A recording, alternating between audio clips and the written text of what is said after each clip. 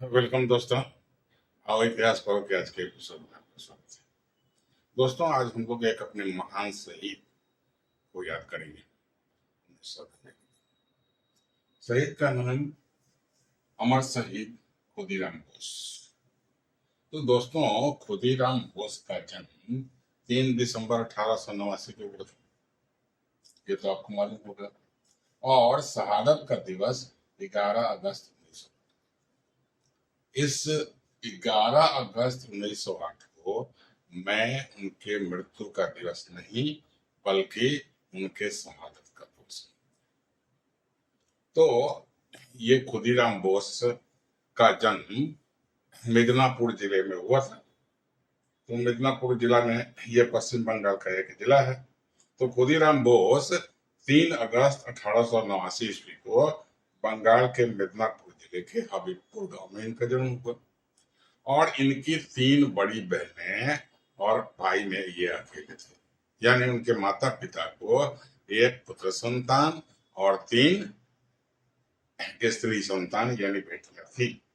इनके पिता गोपीनाथ त्रिलोक्यनाथ बोस थे और माता का नाम लक्ष्मी प्रिया देवी थी। उनके पिता नेरोजेल एस्टेट के तहसीलदार थे। अब हुआ क्या कि खुदीराम बोस जी के माता का निधन तो बड़ा जल्दी हो गया और पिता भी चल पड़े। तो ये बहुत कम आयु में ही अनाथ हो गए और फिर में चले गए बेचारे। माता पिता दोनों को खो दिया और दोनों को खो देने के बाद इनका लालन पालन इनकी बड़ी बहन ने किया। तो बड़ी बहन के सानिध्य में रहकर ही ये जो कुछ कर पाए, जो शिक्षा ले पाए, वो कर पाए। और इनकी बड़ी बहन ने इसे बड़े प्यार से पाला था और जल्द ही ये क्या हो गए कि क्रांतिकारी विचारों से देशभक्ति तो इनके गुट्टी में बसती थी। इनके खून के कतरे कतरे में देशभक्ति थी। अब क्या हुआ कि क्रांतिकारियों की तरफ इनका रुझान बढ़ने लगा, इनका लगाव बढ़ने लगा और क्रांतिकारी विचार इनके मन में कुलाचे मारने लगे। तो कुछ उस समय की बंगाल की, देश की, पूरे भारत की परिस्थितियां भी ऐसी थी जिसमें यह एक स्वाभाविक घटना थी। तो हुआ क्या कि खुदीराम बोस बचपन से देशभक्ति के से ओतप्रोत थे। उनके मन में देश की स्वतंत्रता की लगन थी और वे महर्षि अरबिंदो और सिस्टर निवेदिता के विचारों से बहुत प्रभावित थे। तो अब परिस्थितियां क्या थी? 1905 में लॉर्ड कर्जन ने क्या किया? बंगाल का विभाजन कर दिया। यह सांप्रदायिक आधार पर किया, पूर्वी बंगाल और पश्चिमी बंगाल। तो इस विभाजन का पूरे देश भर में, बंगाल में तो विरोध हुआ ही हुआ, पूरे देश भर में इस विभाजन का विरोध हुआ और विरोध कई तरीके से लगाए किए गए। वंदे मातरम के गीत के साथ नारे, जुलूस, प्रोसेसन निकाली गई। क्या हुआ? विदेशी वस्तुओं की होली जलाई जाने लगी। उसके बाद क्या हुआ कि भाई नशाबंदी पर निर्णय लिया गया कि कोई नशाबंदी नहीं करेगा और लोग वहां क्या करते थे कि शांतिपूर्ण तरीके से नशीले पदार्थों के दुकान के सामने पिकेटिंग, स्त्रियां पिकेटिंग करती थी और जो कोई नशा करने वाला व्यक्ति अगर ऐसा कोई सामान, मादक पदार्थ खरीदने जाता था, उससे विनय पूर्वक उसे समझाती थी कि देश के लिए ऐसा मत कीजिए। तो क्या हुआ कि अविभाजित बंगाल के नक्शे को काले कपड़े में लपेटकर विरोध प्रदर्शन किए गए। कवियों ने, साहित्यकारों ने इस पर खूब लिखा। अरे रविंद्रनाथ टैगोर ने भी इस आंदोलन में बड़ी भूमिका निभाई। तो उस समय जो नारे लग रहे थे, जुलूस निकल रहे थे, पंपलेट साटे जा रहे थे, वॉल राइटिंग की जा रही थी, पोस्टर निकाले जा रहे थे, इन सभी कामों में खुदीराम बोस बड़ी सक्रिय रूप से भाग ले रहे थे। तो ये ब्रिटिश विरोध में सक्रिय भूमिका का निर्वाह तो उस समय से कर ही रहे थे। अब आगे क्या है, आगे चलकर क्रांतिकारी नेताओं से इनका संपर्क होने लगा और उस समय की सबसे जो मशहूर क्रांतिकारी संगठन थे जैसे अनुशीलन समिति से इनका के नेताओं से इनका संपर्क बढ़ गया, युगांतर से ये जुड़ गए और ऐसे क्रांतिकारी संगठनों के हर मीटिंग में नियमित रूप से हिस्सा लेने लगे। उन नेताओं की, क्रांतिकारियों की बातों को सुनते थे और उस पर चिंतन मनन करते थे कि भाई यह बात कहाँ तक सही है। अब क्या हुआ कि क्रांतिकारी नेताओं का भाषण सुनने लगे, उस पर चिंतन मंथन करने लगे, उस पर विचार विमर्श करने लगे और इनका लगाव क्रांतिकारियों की तरफ अधिक समर्पित हो गया। ये पूरी तरह क्रांति के लिए समर्पित हो गए। इधर क्रांतिकारी नेता भी इनको देख रहे थे, एक तरह से इनको एहसास कर रहे थे कि भाई ये कौन आदमी है, कैसा आदमी है, और उन्हें भी लगा कि यह व्यक्ति, यह खुदीराम बोस क्या है, राष्ट्र के प्रति समर्पित है। उनके विश्वसनीयता पर, उनके निष्ठा पर, उनके क्षमता पर किसी तरह का कोई सवाल नहीं था। अब क्या हुआ कि ये क्रांतिकारियों के गोपनीय बैठक तक में हिस्सा लेने लगे और खुलकर अपने विचार, अपने सुझाव को सबके सामने प्रस्तुत करना भी शुरू कर दिया। तो इनकी छवि अब एक महत्वपूर्ण क्रांतिकारियों की बनते जा रही थी, बनते क्या जा रही थी, बन गई थी। अब हुआ क्या कि क्रांतिकारियों की एक गोपनीय मीटिंग में, समीक्षात्मक मीटिंग चल रही थी और उस मीटिंग में क्रांतिकारियों पर मंडराते संकटों और उसके निदान और निवारण पर के विषय पर विचार चल रहा था। बात आई कि डगलर किम्सफोर्ड नाम का एक जुडिशियल मजिस्ट्रेट है और वह क्रांतिकारियों का शत्रु है, एक तो भारत विरोधी है। जब भी उसे कोई मौका मिलता है क्रांतिकारियों को परेशान करने, दंडित करने का एक भी मौका हाथ से नहीं जाने देता है, सबको परेशान करता है। तो अब ऐसे में क्या होगा, किम्सफोर्ड क्रांतिकारी और क्रांति के मार्ग का एक बाधा बन चुका था। तो अब उसका, इस समस्या का निवारण और निदान किस तरह से किया जाए, उसी में एक प्रस्ताव आया कि भाई ऐसे अधिकारी को रास्ते से हटा देना ही उचित है, क्योंकि जब तक वो रहेगा क्रांतिकारियों को परेशान करेगा, उन्हें दंडित करेगा और क्रांति को कमजोर करने के प्रयास में जुटा रहेगा। और चूंकि किम्सफोर्ड क्रांतिकारियों से घृणा करता था, भारतीयों से घृणा करता था, उसके इस मंशा को ब्रिटिश सरकार में भी बड़ी तत्परता से लिया गया और क्या हुआ कि उसका प्रमोशन कर दिया गया, उसको पदोन्नति दे दी गई और पदोन्नति के बाद उसे वर्तमान में बिहार के मुजफ्फरपुर जिला में जिला एवं सत्र न्यायाधीश के पद पर नियुक्त कर दिया गया। तो ये तो हो गई कि जिला और सत्र न्यायाधीश हो गया। अब आई बात कि भाई योजना तो हुई, प्रस्ताव पर धीरे धीरे सहमति भी बन गई, प्रस्ताव पास भी हो गया कि भाई हमको डगलर किम्सफोर्ड को रास्ते से हटाना है। लेकिन बात खत्म तो नहीं होती ना, ये तो प्रस्ताव था, इसे रास्ते से हटाने के लिए व्यवहारिक योजना की जरूरत थी। अब व्यवहारिक योजना पर चर्चा शुरू हो गई, उसके बारे में जानकारी कहाँ से आएगी, कौन जुटाएगा?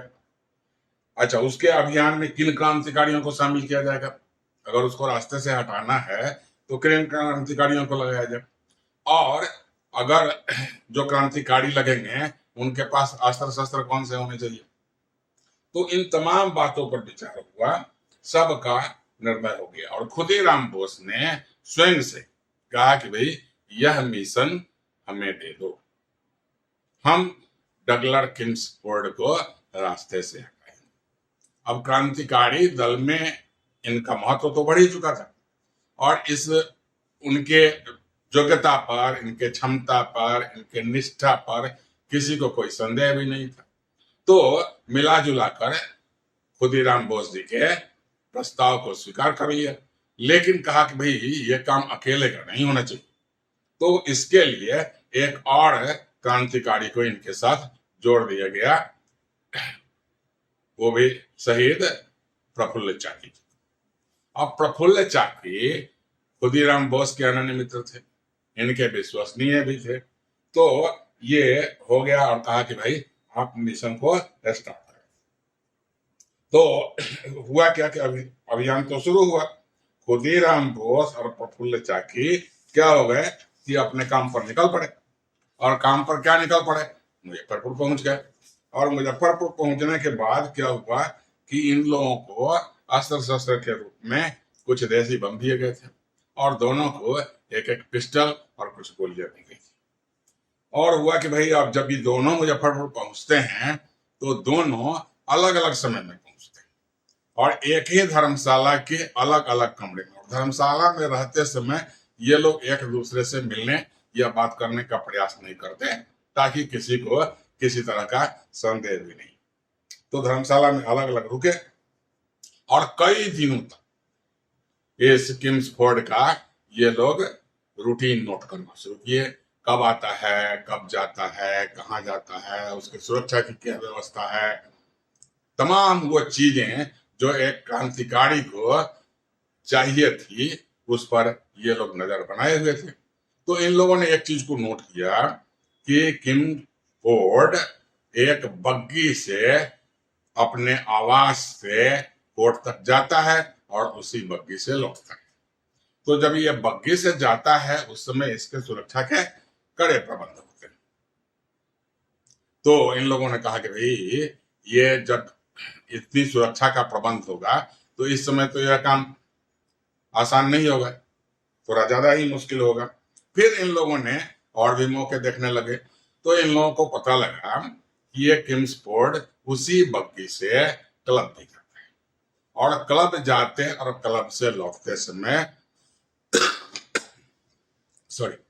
क्लब जाते और क्लब से लौटते समय उसके सुरक्षा का इतना कड़ा प्रबंध नहीं रहता था।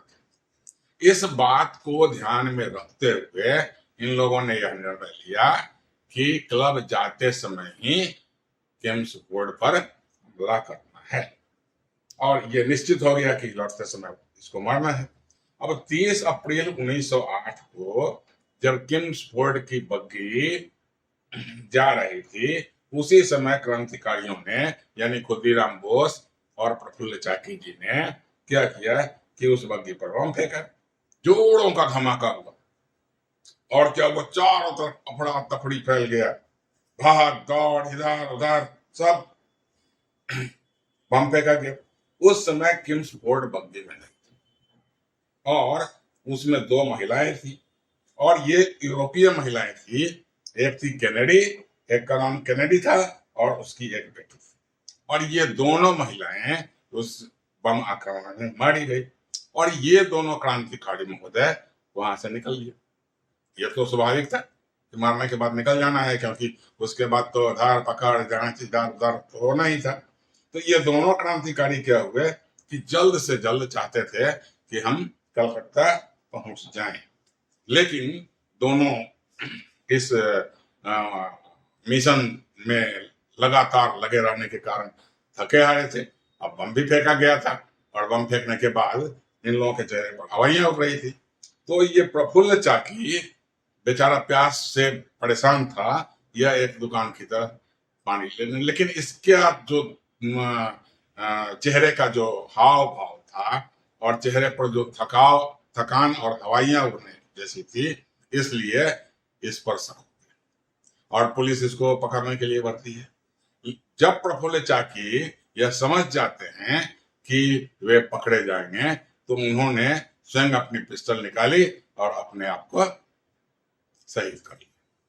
तो प्रफुल्ल चाकी तो भारत माता के चरणों में शहीद हो गए। उधर क्या हुआ कि खुदीराम बोस एक ट्रेन में सवार हो गए।